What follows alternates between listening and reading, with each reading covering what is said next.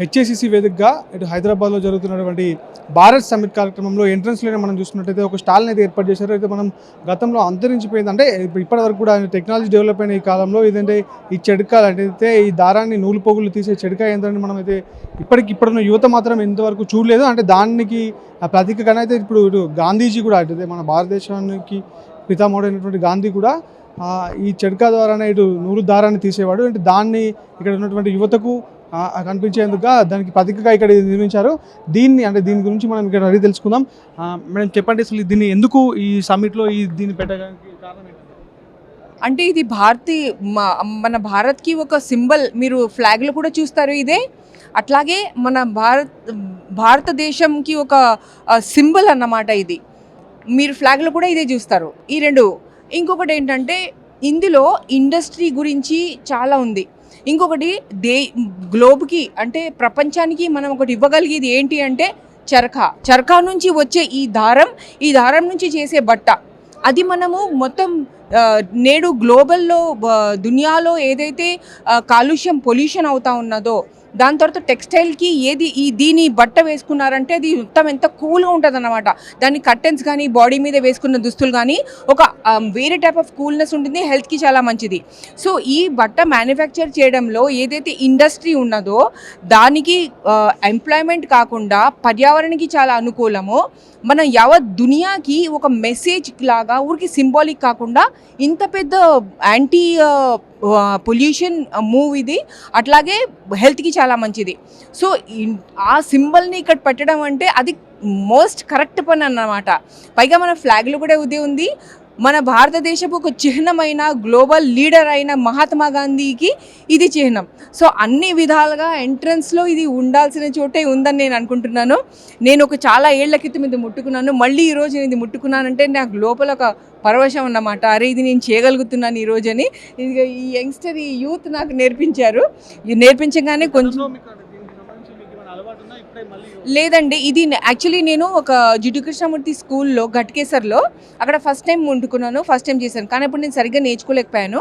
ఇప్పుడు ఈ అబ్బాయి నాకు చాలా you understand Telugu no. So ఈయన పూణే అబ్బాయి అంట.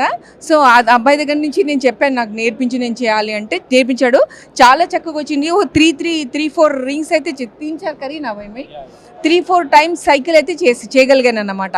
సో 1 month తర్వాత కూడా ఇప్పుడు నేను ముట్టుకున్నా ఐ కెన్ డూ ఇట్ అన్నమాట. ఈ అబ్బాయి నాకు చాలా బాగా నేర్పించాడు. చాలా బాగా అనిపిస్తుంది. ఇప్పుడు ఈ సమ్మిట్ జరుగుతుంది కదా, ఈ సమ్మిట్లో వివిధ దేశాల నుంచి ప్రజలు వస్తున్నారు. ఇటు శాంతి పైన కానీ ఇటు సమానత్వం, స్వేచ్ఛ, న్యాయం పైన అంటే అన్ని విషయాలపైన ఈ సమ్మిట్ జరుగుతుంది. మీకు ఎలా అనిపిస్తుంది? ఇందులో మీరు పార్టిసిపేట్ చేశారండి. నేను పొద్దున్న నాకు క్లోజ్ డోర్ మీటింగ్ జరిగింది ఒకటి. అందులో మొత్తం దునియా నుంచి కూడా యాక్టివిస్టులు వచ్చారు. అందులో ఇండియా నుంచి కూడా అన్ని యాక్టివిస్టులు వచ్చారు. ప్లానింగ్ కమిషన్ ఎక్స్ మెంబర్స్ వచ్చారు. అన్ని ఎకానమిస్ట్ వచ్చారు. అంటే యూకే యూఎస్ఏ కాకుండా ఇండియా నుంచి కూడా మొత్తం అందరు వచ్చారు. కాంగ్రెస్ పార్టీ మెంబర్స్ ఉన్నారు అన్నమాట. టిఎస్ బాబా గారు, మన అకులు what was his name I don't remember. అయితే ఈ కాంగ్రెస్ టాప్ లీడర్స్ ముగ్గురు ఉండి వాళ్ళ దగ్గర నుంచి అన్నీ తీసుకొని మళ్ళీ నోట్స్ తీసుకొని వాళ్ళకి మొత్తం ఇవ్వడం జరిగిందండి. ఒక స్ట్రాటజీగా మనము దునియాకి మనం ఈ రోజు ఒక గవర్నెన్స్లో కానీ పర్యావరణంలో కానీ అన్ని రూపాల్లో అన్ని వాల్యూ బేస్డ్ ఒక లీడర్షిప్గా గ్లోబల్ లీడర్షిప్గా ఏదైతే భారత్ జోడో న్యాయయాత్రలో 6 థీమ్స్ తీసుకున్నారు రాహుల్ గాంధీ గారు. ఆ 6 థీమ్స్ మీద అన్నమాట ఈ న్యాయం అన్నది, జస్టిస్ అన్నది, గ్లోబల్ జస్టిస్ డెలివర్ చేయడానికి చాలా సూపర్గా పొద్దున్నుంచి జరిగాయండి. And I was lucky to be part of the strategic thinking మీద నేను క్లోజ్ డోర్ మీటింగ్లో నేను పార్టిసిపేట్ చేశాను. కాంగ్రెస్ మెంబర్గా యాక్టివిస్ట్గా నేను పార్టిసిపేట్ చేశాను. I really thank the Congress party for arranging and bringing the world to Hyderabad అన్నమాట. చాలా ఒక చిత్రమైన వెరీ గుడ్ అనుభూతి అండి. అబ్బాయిని కూడా చూడండి, పూణే నుంచి వచ్చాడు చరకీ కోసం. సో అట్లా it's a very good contribution to the globe. దునియాకి ఒక కాంట్రిబ్యూషన్ హైదరాబాద్ గడ్డ నుంచి ఇవ్వడం అనేది ఇంకా చాలా ప్రత్యేకంగా ఉందన్నమాట. అంటే చెరకతో పాటు ఇక్కడ వివిధ ఇంకా దానికి సంబంధించినటువంటి ఈ చేనేతకు సంబంధించినటువంటి అన్ని రకాల పరికరాలు కూడా ఇక్కడ అమర్చారు. అంటే వీరిని అడిగి తెలుసుకుందాం అసలు ఏంటి ఇది. భయ్యా క్యా హై? इसको ट्रैवलर्स चरखा कहते हैं. ट्रैवलर्स चरखा. या ओके, ट्रैवल में हाँ, you can carry it with yourself. Yes. Anything, anywhere, easily carrying. Yeah, you can carry. वो ए चरखा का डिफरेंस क्या है? ओके, इसका उसको कैरी करने के लिए उसको आपको खोलना पड़ेगा कम्प्लीटली। और ये क्या है कि आप कहीं भी ट्रैवल कर रहे हो तो इट्स काइंड ऑफ बॉक्स, ये बॉक्स बन जाता है, यू कैन कैरी इट। ये चरखा उसका मॉडिफाइड वर्जन है। उसका छोटा वर्जन है, यस, आप ये बोल सकते हो। काम ऐसे चल रहे थे दूसरा ऐसा काम है ना। हाँ। वो चरखा के फास्ट का काम ऐसा थोड़ा स्लो आता है। थोड़ा स्लो है, इसमें आपको थोड़ा एक्स्ट्रा स्ट्रेंथ डालना पड़ता है, वो उसमें वो डायरेक्टली टाइट होता है। यस। पूरा इस स्टाल में कितना चरखा से है, कितना प्रैक्टिसिंग करते हैं इधर, तुम इंट्रोड्यूसिंग करते हैं? नहीं, हम सब चरखा चलाते हैं और हम चाहते हैं कि सारे लोग चरखा चलाएं। तुम कहाँ से आए भाई? मैं झारखंड से हूँ। यस। ఇంకా దీంతో పాటు ఇంకా కూడా ఇక్కడ ఉన్నారు, వీరిని కూడా అడిగి తెలుసుకుందాం. వీరు ఎక్కడి నుండి వచ్చారు, అసలు ఇదేంటని? భయ్యా తుమ్ కిధర్ సే ఆయే? पूना से। ఏ క్యా హై ఏ భీ? ये प्रवासी चरखा है। हाँ, ये कॉटन से धागा बनाने का सूत कताई बोलते हैं इसको। इससे मैं जो करता हूँ, जो अपना एकाग्रता बढ़ाने के लिए, कॉन्फिडेंस बनाने के लिए और करेज बनाने के लिए बनाता हूँ। ये सूत कताई करता हूँ। इससे जो धागा बनता है उससे हम अपने खुद के कपड़े बनवा सकते हैं। ये धागा बनने के बाद ऐसी गुंडी बनती है, ये गुंडी हम बुनकर को देते हैं। ऐसी 20 गुंडी देने के बाद वो एक शर्ट का कपड़ा शर्ट बना के देता है। तो हमें इतना आनंद होता है कि हम अपने हाथों से अपना कपड़ा खुद बना सकते हैं।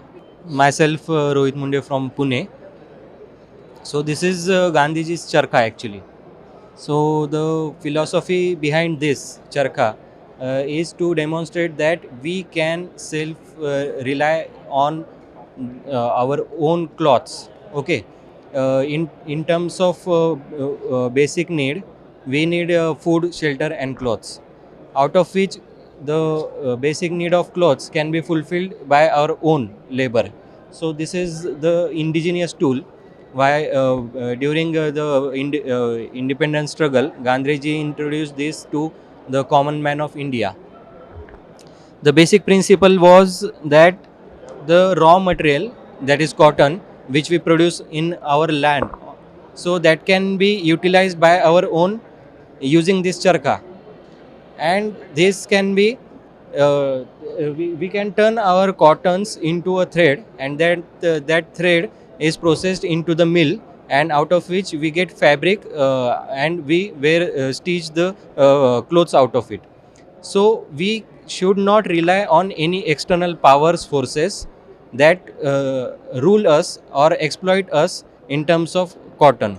So Britishers during that time were exporting our cotton, farmers' cotton, to Manchester, London, and they were we used to buy the finished good, that is clothes, from there in their own rates. So that should not happen. We should not get exploited by any other capitalist, industrialist, or external forces. So that's why this charkha was introduced by Gandhiji. Also, apart from this symbolizes the decentralization of power and economy, that everyone should have powers of his own needs into his own hands. Along with this, by performing and running this charkha, I feel the mental and physical coordination and peace of mind is achieved by running this charkha.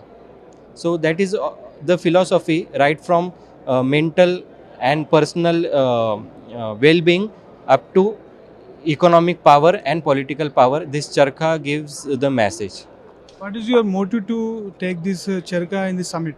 In the summit, okay. So this is Bharat Summit, where delegates of more than 100 countries are representing. So this is our indigenous tool which India developed ancient years ago, and our ancestors were practicing this. This symbolizes that we can fulfill our basic need of clothing by our own labor. When we practice this charkha and we work for our own basic needs, that values our patience, our working culture. We are trying to give the message to the world that India is self-reliant in all the terms that we expect from a human being. ఈ చరకా ద్వారానే ఇటు భారత్కు అంటే ఇప్పుడు భారత్లో స్వతంత్ర ఉద్యమం జరిగినప్పుడు కూడా విదేశీ వస్తువుల్ని మనం అంటే అప్పుడు బ్యాన్ చేసినప్పుడు కూడా ఇటు స్వదేశీ వస్తువుల్ని అంటే స్వదేశీ వస్త్రాలని వాడాలని గాంధీజీ చెప్పారంటే అప్పుడు కూడా అటు స్వదేశీ వస్త్రాలు వాడితే కూడా అటు ఆరోగ్యానికి ఇటు పర్యావరణానికి కూడా మేలు చేసినట్టు అవుతుంది. ఎందుకంటే ఇప్పుడు పెరుగుతున్నటువంటి పారిశ్రామిక కాలుష్యం నేపథ్యంలో ఇటు టెక్స్టైల్ ఇండస్ట్రీలో కూడా పూర్తిగా ఇటు కాలుష్యం వ్యాప్తి చెందింది. కాబట్టి అంటే ఈ చర్కా ద్వారా కూడా కాలుష్యాన్ని అంటే ఇట్లా మనము బట్టను ఇట్లా అంటే తయారు చేసుకున్నట్టయితే ఇటు కాలుష్యాన్ని తగ్గించినట్టు అవుతాం. ఈ బట్ట ద్వారా కూడా ఇటు చల్లదనం అంటే ఇప్పుడు ఉన్నటువంటి పరిస్థితుల్లో ఈ బట్ట తొడుక్కున్నా కూడా పూర్తిగా అంటే బాడీ కూల్ టెంపరేచర్ కూడా చేస్తుందని చెప్పేసి వారు చెప్తా ఉన్నారు. కెమెరా పర్సన్ రణవీర్తో జగన్, HSCC నుండి.